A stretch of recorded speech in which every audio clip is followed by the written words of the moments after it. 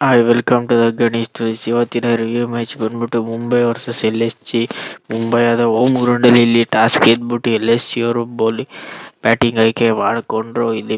ಇಲ್ಲಿ Nicolas Pooran ಮತ್ತು marks ಬೇಗನೆ ತುಂಬ ಚೆನ್ನಾಗಿ ರನ್ ಹೊಡೆದ್ರು. ಒಟ್ಟಿನಲ್ಲಿ ಮೇನು ಇಷ್ಟು ಚೆನ್ನಾಗಿ ಬ್ಯಾಟಿಂಗ್ ಆಡ್ತಾರೆ ಅಂತ ನಾನಂತೂ ಅಂದ್ಕೊಂಡಿರಲಿಲ್ಲ. ಹೋದ ಮ್ಯಾಚ್ನ LSG ಅವರು ಸೋತ್ಕೊಂಡ್ರೆ ಈ ಮ್ಯಾಚ್ನ LSG ಅವರು ಸೋತ್ರು ಗುರು. ಒಟ್ಟಲ್ಲಿ ಮೇನು LSG ಬ್ಯಾಟಿಂಗು ಸಿಕ್ಕಾಪಟ್ಟೆ ಖಡಕ್ ಆಗಿತ್ತು. ನನ್ನ ಪ್ರಕಾರ ಇವರು 20 ರನ್ನು ಇನ್ನೂ ಶಾರ್ಟ್ ಇತ್ತು ಅಂತ ನನಗೇನೋ ಕಾಣಿಸ್ತಿತ್ತು ಗುರು. ಒಟ್ಟಿನ ಸಿಕ್ಕಾಪಟ್ಟೆ ಕಡಿಮೆ ರನ್ನಿಂದ LSG ಸಿಕ್ಕಾಪಟ್ಟೆ ಸ್ಟ್ರಗಲ್ ಪಟ್ಟರು ಅಂತ ನನಗೇನೋ ಅನ್ನಿಸ್ತು. ಒಟ್ಟಿನಲ್ಲಿ LSG ಬ್ಯಾಟಿಂಗ್ ನೋಡೋದಾದರೆ ಇಲ್ಲಿ ನಿಕೋಲಸ್ ಪೂರನ್ 21 ಬಾರಿಗೆ 63 ರನ್ ಹೊಡೆದು ಹಾಫ್ ಸೆಂಚುರಿ ಹೊಡೆದ್ರು. ರಿಷಬ್ ಪಂತ್ ಒಂದೊಳ್ಳೆ 15 ರನ್ ಹೊಡೆದ್ರು, ಬೇಗನೆ ಔಟ್ ಆದರು. ಇಲ್ಲಿ ನಿಕೋಲಸ್ ಪೂರನ್ ಮತ್ತು ಮಾರ್ಕಮ್ ಇವರು ಒಳ್ಳೆಯ ಪಾರ್ಟ್ನರ್ಶಿಪ್ನ ಬಿಲ್ಡ್ ಮಾಡಿದ್ರು ಗುರು. ಅದರಿಂದನೇ ಗೇಮು ಚೇಂಜ್ ಆಗಿದೆ. ಅಲ್ಲಿ 228 ಹೊಡೆಯೋಕ್ಕೆ ಇವರಿಬ್ಬರು ಸಿಕ್ಕಾಪಟ್ಟೆ ಕಾರಣ ಆಯಿತು. ಇಲ್ಲಿ ನಿಕೋಲಸ್ ಪೂರನ್ಗೆ ಯಾಕೆ ಕ್ರೆಡಿಟ್ ಕೊಡಬೇಕಂದ್ರೆ ಅವರು ಯಾವುದೇ ಮ್ಯಾಚಲ್ಲೂ ಇವರು ಫಾರ್ಮಲ್ಲಿ ಇರಲಿ ತಕ್ಷಣ ಈ ಮ್ಯಾಚಲ್ಲಿ ಫಾರ್ಮಾಗಿ ಬಂದು ತುಂಬ ಚೆನ್ನಾಗಿ ಆಡಿದ್ರು.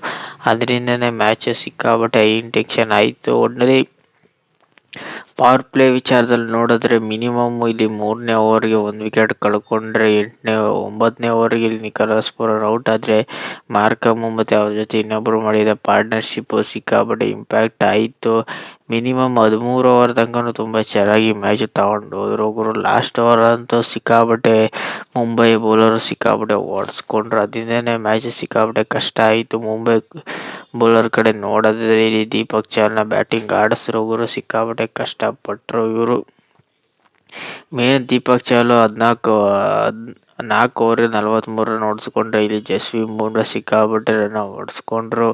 ಇಲ್ಲಿ ವಿಲ್ ಜಾಕ್ಸ್ 1 ವಿಕೆಟ್ ತೆಗೆದ್ರೆ ಇಲ್ಲಿ ಹಾರ್ದಿಕ್ ಪಾಂಡ್ಯ ಈ ಮ್ಯಾಚಲ್ಲಿ ಆಡ್ಸಿತ್ತಿಲ್ಲ. ಅವನ್ನ ಕ್ಯಾಪ್ಟನ್ಸಿಯಿಂದನೂ ರಿಮೂವ್ ಮಾಡಿದ್ದಾರೆ, ಈ ಕಡೆ ಟೀಮಿಂದನೂ ರಿಮೂವ್ ಮಾಡೋರು ಅಂತ ನನಗೇನು ಸಿಕ್ಕಾಪಟ್ಟೆ ಡೌಟ್ ಅಂತೂ ಬರ್ತಿದೆ. ಯಾಕೆಂದರೆ ಹಾರ್ದಿಕ್ ಪಾಂಡ್ಯ ಒಂಥರ ನೋಡೋದಾದ್ರೆ ಅವ್ರ ಕಡೆ ಮ್ಯಾಚ್ ಕಡೆ ಅವ್ರು ಆಡ್ದಾಗೆಲ್ಲ ಮುಂಬೈಗೆ 2018 2017 ಇದ್ದಿದ್ದು ಹಾರ್ದಿಕ್ ಪಾಂಡ್ಯನೇ ಬೇರೆ, ಈಗಿರೋ ಹಾರ್ದಿಕ್ ಪಾಂಡ್ಯನೇ ಬೇರೆ ಅಂತ ನನಗೇನೋ ಕಾಣಿಸ್ತಿದೆ ಗುರು. ಯಾಕೆಂದರೆ ಅವರು ಅವರ ಟ್ರೋಫಿನ ಗೆಲ್ಲಿಸಿ ಅಂತ ನೋಡಿದ್ರೆ ಇಲ್ಲಿ ಮ್ಯಾಚ್ಗಳನ್ನೇ ಇವರು ಗೆಲ್ಸೋಕ್ಕೆ ಕಷ್ಟಪಡ್ತಿದ್ದಾರೆ. ಅಂದರೆ ಇಷ್ಟು ಟೈಮಲ್ಲಿ ಮುಂಬೈ ಅಂದರೆ ಹಿಂಗೆ ಎದುರ್ಕೋದಿರೋ ಈ ಟೈಮಲ್ಲಿ ಮುಂಬೈ ಅಂದರೆ ಹುಡುಗರು ಆರಾಮಾಗಿ ಗೆದ್ದುಬಿಡ್ತಾರೆ. ಮುಂಬೈಲಿ ಅನ್ನೋ ಸ್ಥಿತಿಗೆ ಮಾಡಿಕೊಂಡಿದ್ದೆ ಹಾರ್ದಿಕ್ ಪಾಂಡ್ಯನ ಇಲ್ಲ ಮುಂಬೈ ಟೀಮ್ ಅವರು ಅಂತ ನನಗೇನೋ ಕಾಣಿಸ್ತಿದೆ. ಒಟ್ಟಿನಲ್ಲಿ 228ಕ್ಕೆ 5 ವಿಕೆಟ್ ಕಳ್ಕೊಂಡು LSG ಅವರು ಒಂದೊಳ್ಳೆ ಬಿಗ್ ಸ್ಕೋರ್ನ ಕಲೆ ಹಾಕಿದ್ರು ಗುರು. ಒಟ್ಟಿನಲ್ಲಿ 128ಕ್ಕೆ 5 ವಿಕೆಟ್ ಕಳ್ಕೊಂಡು LSG ಅವರು ಒಂದೊಳ್ಳೆ ಬ್ಯಾಟಿಂಗ್ನ ಸ್ಕೋರ್ನ ಕಲೆ ಹಾಕಿದ್ರು, ಮುಂಬೈಗೆ ಚೇಸ್ ಮಾಡಕ್ಕೆ ಕೊಟ್ಟರು ಗುರು.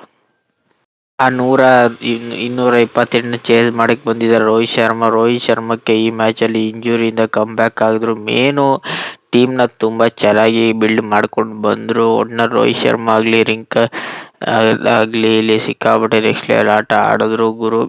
ಒಟ್ಟಿನಲ್ಲಿ ಇಲ್ಲಿ ರೋಹಿತ್ ಶರ್ಮಾ ಒಂದೊಳ್ಳೆ ಪಾರ್ಟ್ನರ್ಶಿಪ್ನ ಬಿಲ್ಡ್ ಮಾಡ್ಕೊಂಡು ಹೋದ್ರು, ಕೊನೆಯವರೆಗೆ ಮ್ಯಾಚ್ನ ತಗೊಂಡು ಹೋದ್ರು. ಸೂರ್ಯಕುಮಾರ್ ಯಾದವ್ ಈ ಮ್ಯಾಚಲ್ಲಿ ಕ್ಯಾಪ್ಟನ್ಸಿನ ವಹಿಸ್ಕೊಂಡ್ರು.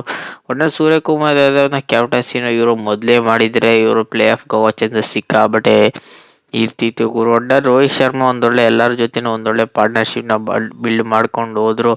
ಅದರಿಂದನೇ ಮ್ಯಾಚ್ ಗೆಲ್ಲಕ್ಕಾಯ್ತು. ರೋಹಿತ್ ಶರ್ಮಾ ಇಂಥ ಬಿಗ್ ಇಂಪ್ಯಾಕ್ಟ್ ಆಗ್ತಾರೆ ಅಂತ ನಾನಂತೂ ಅಂದ್ಕೊಂಡಿರಲಿಲ್ಲ. ಒಟ್ಟಿನಲ್ಲಿ 6, 7, 4, 4, 6 6ನ ಹೊಡೆದ್ರು. ಒಟ್ಟಿನಲ್ಲಿ ಇಂಥ ಬಿಗ್ ಇನ್ನಿಂಗ್ಸ್ನ ಬಿಲ್ಡ್ ಮಾಡ್ತಾರೆ ಅಂತ ನಾನೇನು ಅಂದ್ಕೊಂಡಿರಲಿಲ್ಲ. ಒಟ್ಟಿನಲ್ಲಿ LSG ಬೌಲಿಂಗ್ಗೆ ಹೆಚ್ಚಿಗೆ ಕೆಡಿದ್ರು ಅನ್ಬೋದು. ಮೊಹಮ್ಮದ್ ಸಿರಾಜ್ ಆಗಲಿ, ನಿಕೋಲಸ್ ಪೂರನ್ ಆಗಲಿ,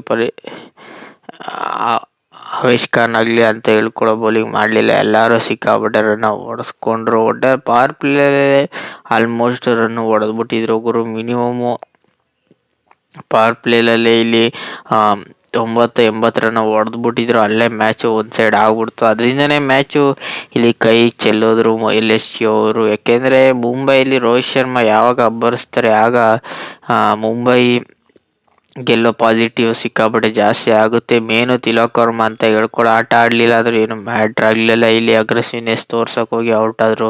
ಸೂರ್ಯಕುಮಾರ್ ಅದು ಕ್ಯಾಪ್ಟನ್ಸಿ ಅಂದಾಗೆಲ್ಲ ಮ್ಯಾಚ್ನ ಗೆಲ್ಲಿಸ್ತಾರೆ, ಆದರೆ ಇವರು ಬ್ಯಾಟಿಂಗಿಂದ ರನ್ ಬರೋದು ಸಿಕ್ಕಾಪಟ್ಟೆ ಕಷ್ಟ ಆಗಿದೆ ಗುರು. ಒಟ್ಟಿನಲ್ಲಿ ಸೂರ್ಯಕುಮಾರ್ ಯಾದವ್ ಒಂದು ಕಡೆ ಕ್ಯಾಪ್ಟನ್ಸಿನ ತುಂಬ ಚೆನ್ನಾಗಿ ಮಾಡಿದ್ರೆ, ಈ ಈಗ ಆಡ್ತಿರೋ ಈ ವರ್ಷದಲ್ಲೇ ಆಲ್ಮೋಸ್ಟ್ ರನ್ನ ಸಿಕ್ಕಾಪಟ್ಟೆ ಕಡಿಮೆ ಹೊಡೆದವ್ರೆ ಗುರು. IPL ಆಗಲಿ, T20 ಯಾವುದೇ ಮ್ಯಾಚ್ ನೀವು ನೋಡಿ ಅಂತ ಹೇಳ್ಕೊಳ್ಳೋರ ನೋಡೋದಿಲ್ಲ. ಆದರೆ ಕ್ಯಾಪ್ಟನ್ಸಿ ವಿಚಾರದಲ್ಲಂತೂ ಮ್ಯಾಚ್ನ ಗೆಲ್ಸ್ಕೊಟ್ಟವ್ರೆ ಇಲ್ಲಿ ಅಂತ ನನಗೇನು ಅನ್ನಿಸ್ತು. ಇಂಥ ಆಟ ಆಡ್ತಾರೆ ಅಂತ ನಾನಂತೂ ಅಂದ್ಕೊಂಡಿರಲಿಲ್ಲ. ಒಟ್ಟಿನಲ್ಲಿ ಮುಂಬೈ ಇದೇ ಟೀಮ್ನ ಮೊದಲೇ ಬಿಲ್ಡ್ ಮಾಡಿದ್ದಿದ್ರೆ ಎಲ್ಲೋ ಪ್ಲೇ ಆಫಿಗೆ ಬರೋ ಚಾನ್ಸಸ್ ಸಿಕ್ಕಾಪಟ್ಟೆ, ಕ್ವಾಲಿಫೈ ಆಗೋ ಚಾನ್ಸಸ್ ಸಿಕ್ಕಾಪಟ್ಟೆ ಇರ್ತಿತ್ತು. ಈಗ ಮ್ಯಾಚ್ ಗೆದ್ದರೂ ಏನು ಮ್ಯಾಟ್ರ್ ಆಗಲ್ಲ ಗುರು. ಮುಂಬೈ ಬರೋ ಮ್ಯಾಚ್ ಗೆದ್ದರೂ ಕ್ವಾಲಿಫೈ ಆಗೋದು ಕಷ್ಟ. ಯಾಕೆಂದರೆ ನಾನೇ ಹೇಳ್ಬಿಡ್ತೀನಿ, ಇಲ್ಲಿ ರನ್ ರೇಟು ಮ್ಯಾಟ್ರ್ ಆಗಲ್ಲ, ಸ್ಕೋರ್ ಅನ್ನೋದು ಸಿಕ್ಕಾಪಟ್ಟೆ, ಪಾಯಿಂಟ್ ಅನ್ನೋದು ಸಿಕ್ಕಾಪಟ್ಟೆ ಕಡಿಮೆ ಇದೆ. ಯಾಕೆಂದರೆ ಇವ್ರದ್ದು ಬ್ಯಾಟಿಂಗ್ ಎಬಿಲಿಟಿನೇ ಒಂದು ಮ್ಯಾಚಲ್ಲಿ ತುಂಬ ಚೆನ್ನಾಗಿ ಆಡ್ತಾರೆ, ನೆಕ್ಸ್ಟ್ ಬರೋ ಮ್ಯಾಚಲ್ಲಿ ಇದೇ ಟೀಮ್ ಇರ್ತಾರ ಹೇಳೋಕ್ಕಾಗಲ್ಲ. ಇದೇ ಟೀಮ್ ಇದ್ರೂ ಮ್ಯಾಚ್ ಚೆನ್ನಾಗಿ ಆಡ್ತಾರೆ ಅದು ಗೊತ್ತಿಲ್ಲ. ಬೌಲಿಂಗ್ ಚೆನ್ನಾಗಿದ್ರೆ ಬ್ಯಾಟಿಂಗ್ ಕ್ಲಿಕ್ ಆಗಲ್ಲ. ಎರಡೂ ಚೆನ್ನಾಗಿದ್ದರೆ ಒಂದೊಂದು ಟೀಮೇ ಏನೋ ಅನ್ಕಂಫರ್ಟಬಲ್, ಏನೋ ಒಂಥರ ಇಗ್ನೋರೆನ್ಸ್, ಏನೋ ಈ ಟೀಮಲ್ಲಿ ಅಂತ ಹೇಳ್ಕೊಳ್ಳೋ ಕಂಫರ್ಟಬಲ್ ಟೀಮ್ಗಳಿಗೇನೆ ಇವರಲ್ಲೇ ಒಂಥರ ಹೋಲಿಕೆ ಇಲ್ಲ ಅಂತ ನನಗೆ ಕಾಣಿಸ್ತು. ಒಟ್ಟಿನಲ್ಲಿ LSG ವರ್ಸಸ್ ಮುಂಬೈಲಿ ನಾನು LSG ಗೆಲ್ತಾರೆ ಅಂತ ಅಂದ್ಕೊಂಡಿದ್ದೆ. ಆದರೆ ಮುಂಬೈ ಅವ್ರು ಗೆದ್ದರು. ಮುಂಬೈ ಹೋಮ್ ಗ್ರೌಂಡ್ ಅಡ್ವಾಂಟೇಜ್ ಆಗಲಿ, ರೋಹಿತ್ ಶರ್ಮಾ ಬಂದಿದ್ದು ಇಂಪ್ಯಾಕ್ಟ್ ಆಗಲಿ, ತುಂಬ ಚೆನ್ನಾಗಿ ಇಂಪ್ಯಾಕ್ಟ್ ಮಾಡಿಕೊಂಡ್ರು. ಇಂಪ್ಯಾಕ್ಟ್ ಪ್ಲೇನ ತುಂಬ ಚೆನ್ನಾಗಿ ಯೂಸ್ ಮಾಡಿಕೊಂಡ್ರು.